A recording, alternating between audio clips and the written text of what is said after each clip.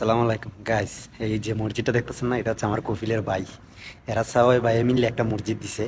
এদিকে হচ্ছে মহিলারা আর এটা হচ্ছে পুরুষের। দেখছেন, আল্লাহ তাদেরকে অতটুকু ক্ষমতা দিছে, একটা মসজিদ একজনে দিতে পারে, কিন্তু 6 জনে মিলে একটা মসজিদ দিছে। পাশে আছে জামিয়া মসজিদ, যেগুলা সরকারে দেখশন নেই, কিন্তু তারা তারা নিজে দেখশন নেই। এই মসজিদের মধ্যে যত খরচ আছে তারা সব দেখে, কারেন্ট বিল থেকে শুরু করে পানি রাখা পর্যন্ত। মানে প্রতি মাসে কত টাকা আসে আল্লাহ মাহবুব জানে। এরা কিন্তু নিজের টাকা, নিজের যে ইনকাম আছে, ইনকাম থেকে এই মসজিদটা চালায় রাখতেছে। একজন মানুষ আছে, এই যে পাকিস্তানি ভাই, এই মসজিদের খেদমতে আছে। হ্যাঁ ভাই, কেসে ঠিক है? ठीक अल्हम्दुलिल्लाह भाई, अल्लाह का भाई शुक्र है। खेदमत मस्जिद के तुम्हारा तो माशाल्लाह भाई, अल्हम्दुलिल्लाह मस्जिद का काम कर रहे हैं अल्हम्दुलिल्लाह। और आप सही है? ठीक हो? बिल्कुल।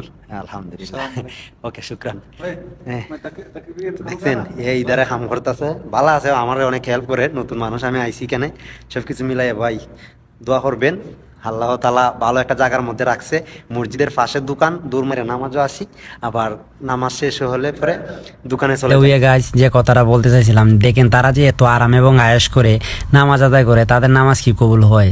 যারা ইসলামিক সম্পর্কে ধারণা আছে, অবশ্যই তারা আমাকে একটা বিষয় জানাবেন যে দেখেন তারা যে নামাজে এইভাবে আরাম এবং আয়েশ করে নামাজ পড়ে, পাশাপাশি নামাজ থেকে ফোন রিসিভ করে টিস্যু পেপার নিয়ে নাক মুছে, অনেক সময় বাচ্চারা আইসা সামনে খেলাধুলা করে, বাচ্চারা অনেক ধরনের ডিস্টার্ব করে, কিন্তু তারা কিচ্ছু বলে না। মানে এগুলা নিয়ে যদি কারো কোনো কিছু জানার থাকে তো অবশ্যই আমাকে বলবেন। তারা যে এত আরাম এবং আয়েশ করে নামাজ পড়ে, তাদের এই নামাজ কি কবুল হবে? আর দ্বিতীয়ত দেখেন তারা বসার জন্য কীরকম ফ্লোর ম্যাট তো রাখছেই, পাশাপাশি চেয়ার এবং সুপার সেট বসায় রাখছে। যারা যেরকম পারে নামাজ পড়তেছে, খুব আরাম আয়েশ করে।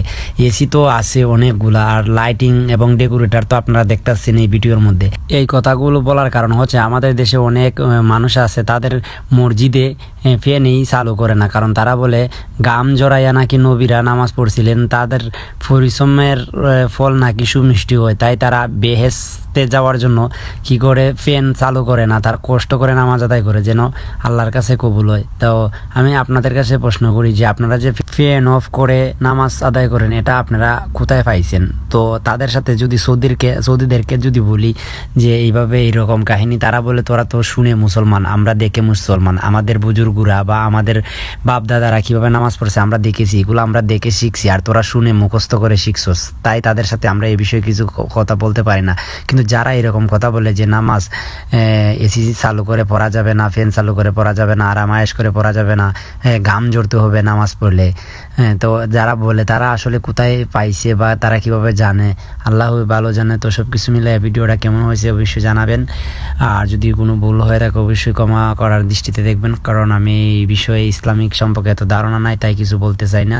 এই ভিডিওটা আপনাদের সাথে শেয়ার করলাম শুধু কিছু জানানোর জন্য আপনাদেরকে, বা আমি নিজে বোঝার জন্য।